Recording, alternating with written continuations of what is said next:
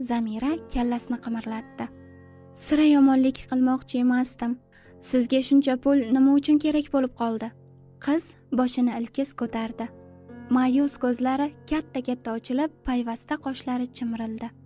Pul olganim yo'q, o'laygir olgan bo'lsam.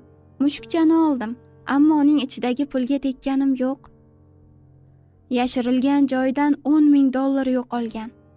Uyga sizdan boshqa begona odam kirmagan. Zamira dovdiradi. Ozg'in yelkalari titradi. Men olganim yo'q, dedi u qaqshab. Qiz shunchalik samimiy gapirardiki, tergovchining unga ishongisi kelar, lekin buni asoslashi lozim edi. Eshikda, kalitda sizning barmoq izlaringiz bor. Xo'p, kalitni qayerdan oldingiz? Temurga bildirmay uning kalitidan nusxa yasattirdim, ammo pulni olganim yo'q. Shu payt